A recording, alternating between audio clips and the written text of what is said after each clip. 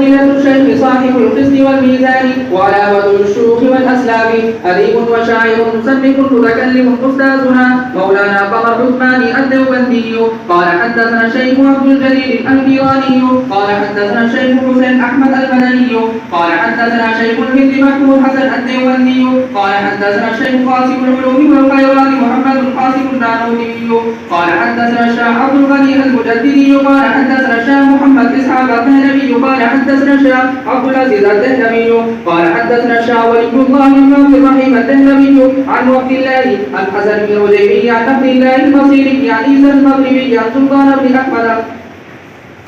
لقراءته على الشيخ أحمد بن خليل لقراءته على الكتب بيته بسماعه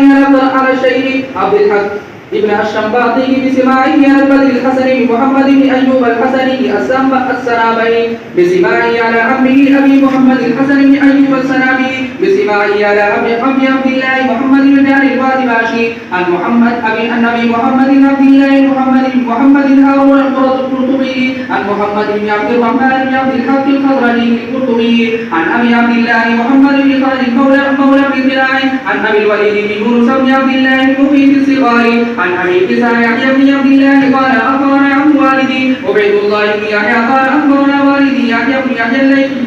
المصمودي عن إمام دار الهجرة مالك بن أنس إلا أبوابا ثلاثة من آخر الاعتكاف عن زياد بن عبد الرحمن عن الإمام مالك بن أنس رحمه الله تعالى أنه قال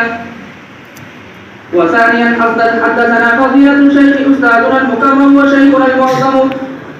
إمام النحو والصرف صاحب السلوك والتصوف مولانا محمد بن القاسمي قال حدثنا الشيخ فريد الدين القاسمي إلى أن قرأت على الشيخ مولانا محمد واصف رحمه الله تعالى وأنه سمع عن فضيلة الشيخ سيد المبارك علي المدنائي رئيس الجامعة سابقا وسنده معروف أنه قال أخبرنا مالك قال أخبرني ربيعة بن أبي عبد الرحمن عن محمد بن علي بن حسين أنه قال وزنت فاطمة بنت رسول الله أنه قال وزنت فاطمة بنت رسول الله صلى الله عليه وسلم شعر حسن وحسين فتصدقت بوزنة فضة قال محمد أما العقيقة فبلغنا أنها كانت في الجاهلية وقد فعلت في أول الإسلام ثم نسخ الأضحى كل ذنب كان قبله ونسخ صوم شهر رمضان كل صوم كان قبله ونسخ غسل الجنابة كل غسل كان قبله ونسخت الزكاة كل صدقة كان قبلها كذلك بلغنا